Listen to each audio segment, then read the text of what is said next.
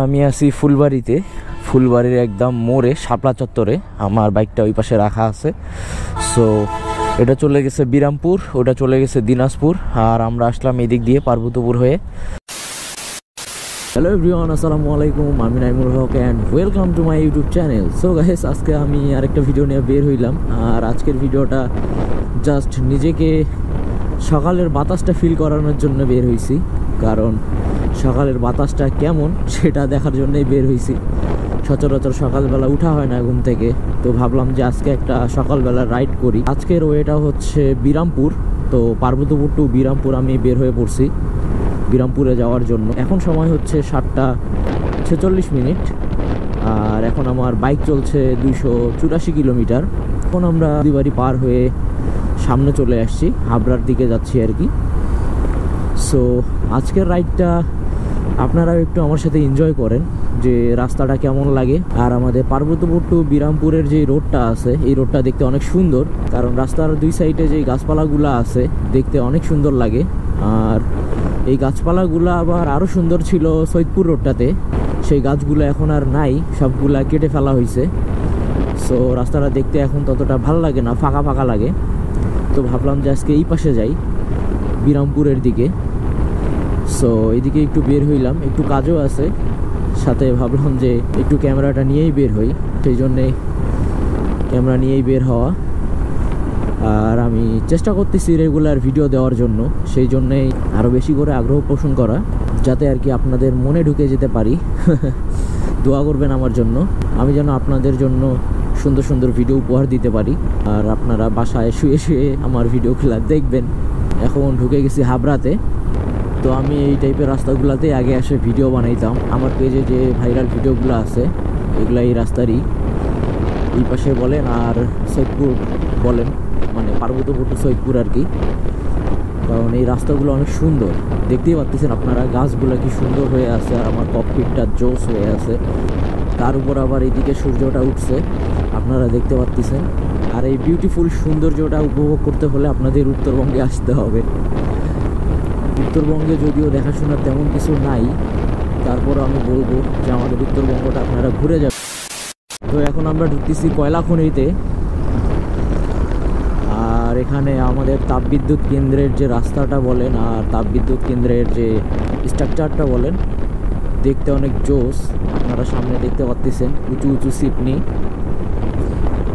মানে এখানে আসলে একটা সুন্দর সিটি ভাইব পাওয়া যায়, যে কোনো একটা বড় সড়ো সিটির মধ্যে মনে হয় আসছি। এখানকার যে প্রকল্পটা আর কি অনেক সুন্দর। ওই যে ওইটা হচ্ছে তাপবিদ্যুৎ কেন্দ্র। Wow, just wow.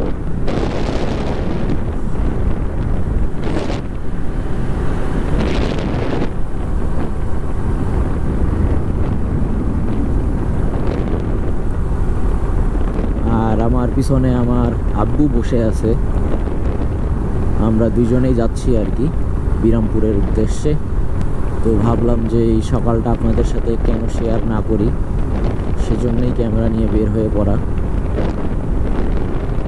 তো এই যে এদিক দিয়ে কয়লা আসে তাপবিদ্যুৎ কেন্দ্রতে, কয়লা খনি ওই সাইডে।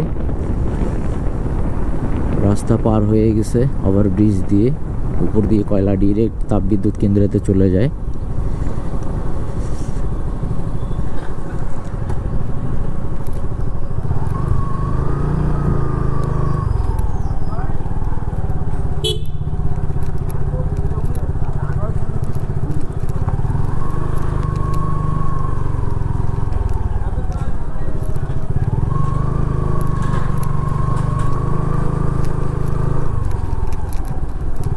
তো এই যে এটা হচ্ছে প্রধান যে কার্যালয়টা, এটা হচ্ছে প্রধান কার্যালয়ের গেট।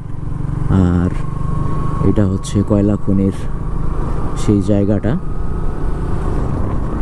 আপনাদেরকে দেখাই আমি এই পাশ থেকে ভালো করে।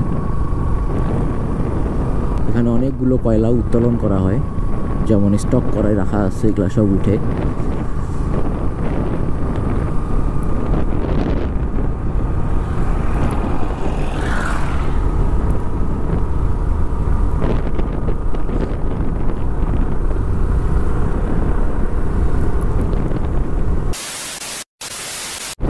দেখতে পাচ্ছেন রাস্তাটা জায়গাটা কত সুন্দর, জোস,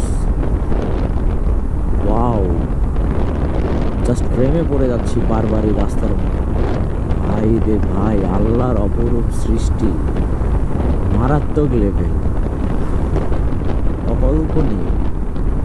সমস্ত প্রশংসা আল্লাহ তাআলার।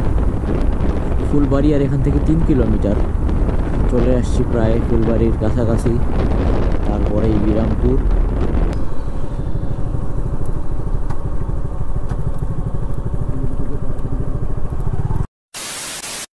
আমি আছি ফুলবাড়িতে, ফুলবাড়ির একদম মোড়ে শাপলা চত্বরে। আমার বাইকটা ওই পাশে রাখা আছে।